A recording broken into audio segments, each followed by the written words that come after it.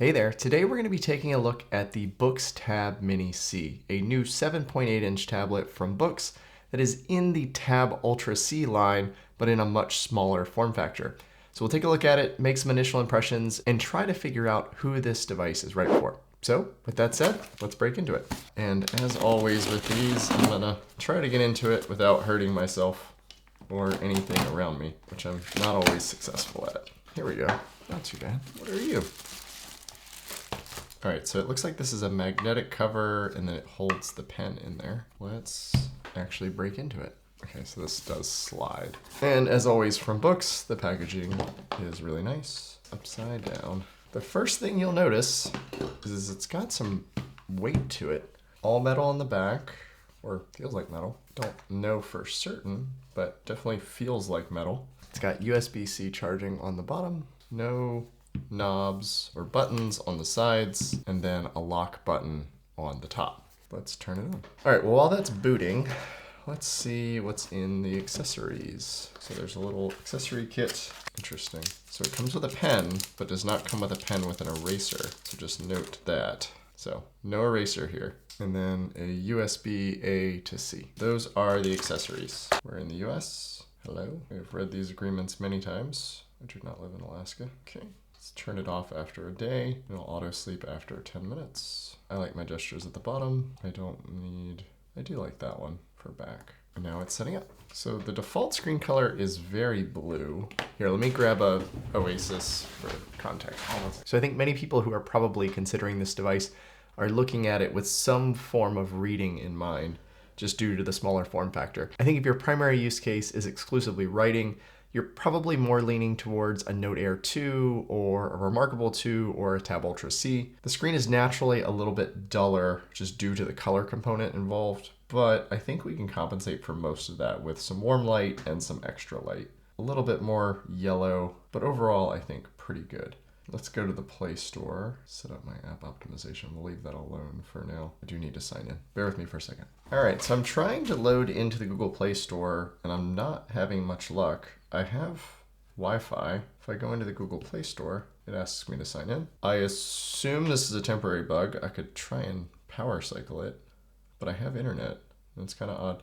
I guess let me see if there's a firmware update in case that matters. It says it's running the latest version. Let me just try restarting it. While that's restarting, let's put it in its case. Okay, so it magnets straight like that.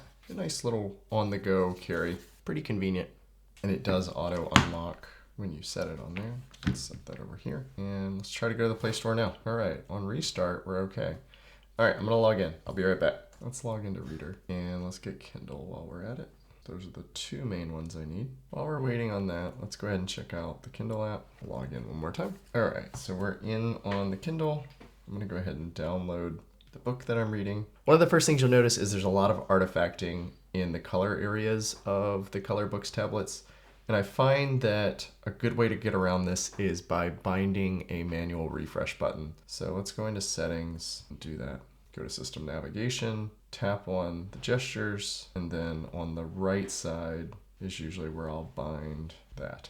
Because I can always get to E-Ink Center by pulling from the top right, so I like to put full refresh here. So if I re-unlock that, go back to the Kindle. Oh, why isn't it color? I swear it was color a moment ago. Okay, that was actually all artifacting, which is wild to think about. But with that said, quality actually looks really similar, especially because they're both black and white. I've got this one in dyslexic font, which we can change. Looks really good. I don't think I would have any concerns reading on this. Very, very similar. Let's pull up the Palma and we'll have one more side by side. Yeah, for whatever reason, the Palma is behind. Don't think it's actually connected to the Wi-Fi, even though it thinks it is. And so this also looks good. I've got the backlight turned off. We can turn that on. Again, I've got it turned down pretty low. Oh, we can turn it. Oh, it's on auto, that's why. Set it to something similar. Stop. Don't want it on auto. There we go. So yeah, very similar. Again, different form factors here. The Palma is definitely the smallest, then the Oasis, and then the Tab Mini C. But a good reading experience. Nice and fast. Switch between apps. Let's go to Readwise Reader, do the same thing. Obviously, the Kindle can't do Readwise Reader. The benefit the Palma has is that you can use these side rocker buttons. So I can be in here, so I can use the rocker button to go back and forth. It's really nice. No rocker buttons on the Tab Mini C, but obviously you get color instead. And The color looks good. Let's just open up one of these articles. They won't be the exact same article, but they'll be similar. I haven't configured this to not look like crap. So if you go into E-Ink Center, you can go in here, and effectively what you need to do is you need to turn off app optimization. So, and then what do I run on this side? I can check my settings. So I set this to 77-ish. This doesn't have a high contrast option like the other. I set it to Regal. Are there any things under other settings? Okay, that's all the same. So let's go back to Reader. At this point, the text should look decent. Again, you're going to get artifacting on the color screen, but as long as you have full refresh bound, that's not a big deal. It's nice and fast on the refresh. And again, you can put a page button on here, but you have to do it on screen. There's no physical button to bind it to. That's interesting how it's like sometimes dark and sometimes light. I'm not really sure what causes that. But the text is nice and clear. And again, I want to spend some more time with it, but this shows me what I need to see initially to feel comfortable with it. I do hate that flash. I would love for them to fix that. Man, it really feels like you have to use the full refresh on this a lot. I love the quality of Regal, but that full refresh is really rough. Wonder if I set this to HD instead of Regal, if that behaves better. A lot of flashing. I'll play with that more and figure out how I feel about it in the full review. All right, let's take a look at the writing really quickly. Let's go to notes. We can get rid of these two other devices. And for the sake of this, I'm just not gonna log in, but let's get a feel for how the writing is. Go with blank screen. I don't have this set up for lefty yet. For now, let's just move it to the side. And I would probably opt to hide it on, especially on a screen this small. No eraser, so you're gonna have to use the undo if you use the built-in pen. You can also buy the better pen that has an eraser, which obviously that will work here, but out of the box, you're not gonna have a pen with an eraser.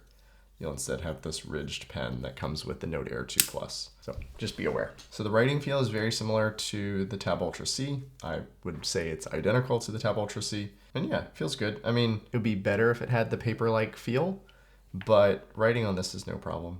It's not like writing on the iPad or anything like that. Yeah, you can do this. This would work. And then obviously the big benefit here is that you have color. So you can add another pen, put it in color, and that should work. You can switch between those pretty easily. So let's say I write something and then need to write some color next to it. That works. You can also treat it like a marker. I prefer to treat it like a highlighter, but it doesn't actually act like a highlighter. I guess let's show that. Interesting text, and then switch to a highlighter and write over it. And you will see that it doesn't overprint. So basically the marker sits on top of the black text. If you treat it as a highlighter, makes less sense. This icon looks like a highlighter, and that's my preference for how I would use it. I think Boox intends to change this, but they haven't changed it as of this release. All standard Boox writing stuff here. I think this feels like the Boox writing app on any of the Boox devices. It's good. It's not the most distraction-free experience, but if you're trying to write, it has plenty of power to do that. It's a nice on-the-go form factor. A lot smaller than the Tab Ultra. Let me grab the Tab Ultra. So they have a similar case for the Tab Ultra. This is a Tab Ultra C to be precise. And it has that same little flip out. They do look a little different. The color is different. The finish is similar. And it does wear a little bit. So I've had this one for a month or two and you can see some of the wear. But overall, I don't think you're gonna have any issues there.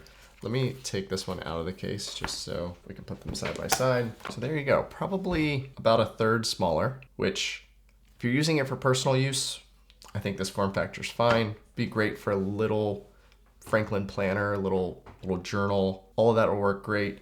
I think if you're doing some more complicated things, if you're doing technical PDFs or anything like that, I think you're gonna want the extra size. For me, I do a lot of user experience sketching at work, and so the extra size is really handy for me. I actually really like the Tab X, which is even bigger than this. But for an everyday carry, I think the Tab Mini C makes a lot of sense. Obviously, the typical disclaimers for Boox devices, which is it's not the most distraction-free thing. You can treat it like an iPad if you want.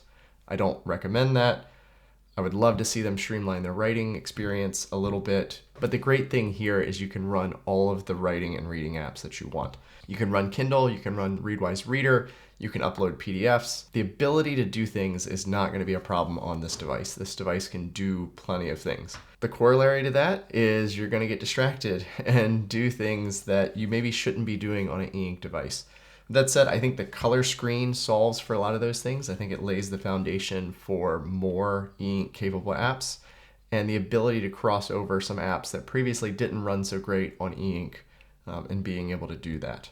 So Tab Mini C, initial impressions. I think it's gonna be a great reading device. I think it's a good form factor. It's a little bit bigger than maybe a Kindle Paperwhite, plenty more powerful than a Kindle Paperwhite. The screen is great. A lot heavier than a Kindle Paperwhite, and obviously a lot more expensive than a Kindle Paperwhite. Really hard to compete with Amazon on the price of the Kindles if you're gonna stay in the Kindle ecosystem. I think you'd want to do this device because you want to do things other than just Kindle. Otherwise, the value on the Kindle is just amazing. So those are my initial impressions on the Tab Mini C. Obviously, there'll be a full review when I've had plenty of time to play with it. But overall, no major concerns at the get-go. So thanks for watching. Have a great day.